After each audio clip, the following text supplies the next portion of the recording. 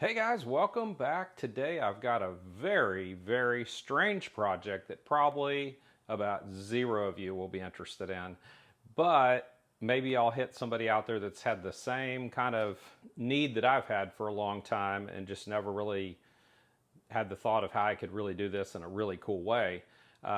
So before we do anything though, please hit that thumbs up, subscribe, and hit that notification bell. The notification bell seems to be kind of the new thumbs up now. You hit that notification bell and it helps that algorithm for us on the channel to help get our videos out more.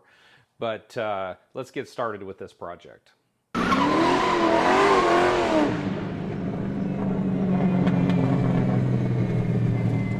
All right, so y'all know that I do a lot of my own maintenance on my cars and stuff myself. And one of the issues I've always had is, what do I do with the funnels? So I've done everything from throw them in plastic totes, which isn't completely sealed off, from dust and stuff getting in. So I don't like that. To put them in trash bags, and then the things are coated with oil every single time. Things like that. So I've been just thinking about this for a long time, thinking about, gosh, what can I do to store funnels to where they're clean and to where they're not covered in oil, so we're not putting dirt right back in it. We're not having to take time to wash them off each time.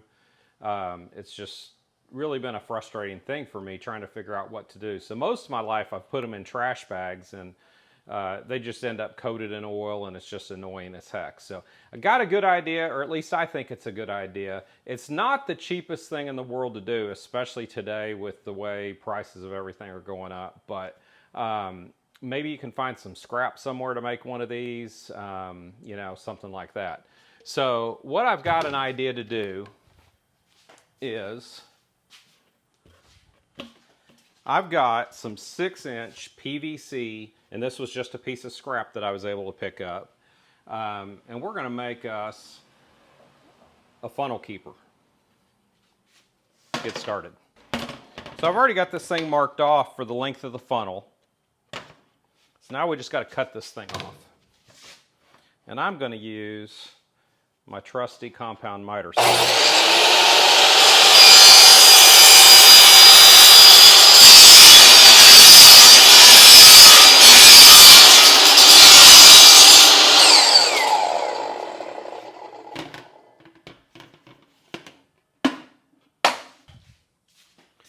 Now that I've got that cut off, I'm going to come over here to this sander, and I'm going to get this little jagged edge off. Try to get this pretty smooth.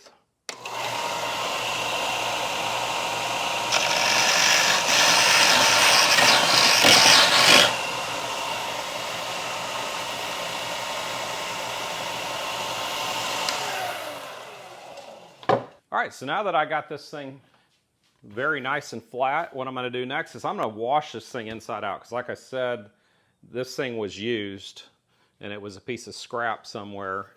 Actually it wasn't used, but a piece was cut off of it before, so this is what was left over. But it was sitting outside. It's got lots of dirt in it. I don't want that in my oil. And so I'm going to clean this thing inside and out. I'm going to get me a bucket of soap and water, and we're going to scrub this thing down, get her real good and clean. All right, so I've got myself some Dawn soap in my wash bucket here with a couple of brushes. We're going to start filling this thing up with water and getting scrubbing on this thing.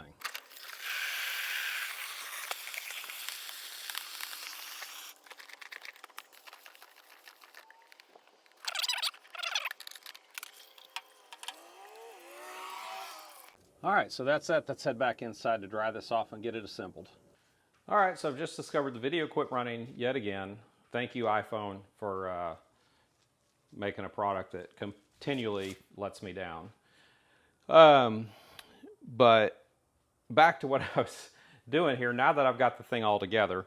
So basically what I did after washing is I came in, used the primer, make sure anywhere that you're going to put the glue has the primer on it. And just make sure, in this case it's purple, make sure every surface that you're going to glue is purple. And then you're going to come back and you're going to coat the surface with the glue, just regular PVC glue. You can buy it at any Home Depot, whatever. And then just make sure the surfaces are coated. Make sure you're ventilated in a ventilated area, because this stuff stinks to high heaven, and it is, whew. And then you just push your parts together. So I've finished doing that. Everything's put together. I'm sorry you didn't get to see that on video, thanks to this wonderful technology. But this thing's all together. So basically now all I'm waiting to do is I'm waiting for this glue to dry. And I would use also one other thing that I'd mentioned. Make sure you go ahead and put on some gloves, because if you get this primer on your hands, your fingers are going to be purple for a while. And the glue is just not good for you to put to get it on your skin either. So make sure you put on some nitrile gloves. All right, so now all I'm going to do is I'm going to wait for this thing to dry. It's once it's dry, I'll come back, put the funnels in it, and show you how it works. But this is, other than it drying, the completed project. All right, it's had a bit of time to dry now, so this thing's done. So this is my funnel keeper. Drop it down in there. Screw the lid on the top, and then your funnels are always kept clean. You don't get any contaminants in the oils that you might be putting into your automobile. But I think this is a pretty cool idea that will help keep your funnels clean. And it's very easy to access the funnels when you need to get it out.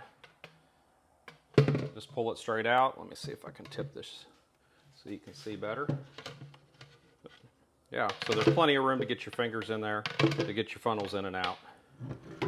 I'm sure every so often you're going to have to go ahead and pour this thing out, because all the oil's going to flow to the bottom, but it could go for quite a while because it's just going to be clean oil sitting down there. So it's not going to be any big deal to have the funnel sitting in some oil.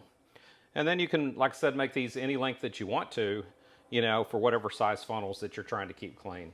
Again, it's not a super cheap project because these parts, these caps in this size, these adapters in this size are not cheap. So I think, being that I found this as a piece of scrap, I think I've got about $30, $35 in it, but price of PVC keeps going up.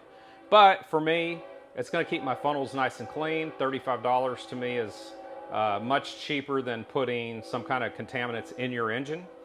So for me, I'm okay with that. So for this one, I guess we're finished up. And thanks for joining me on it. And we will catch you next time right here on Dad's Garage.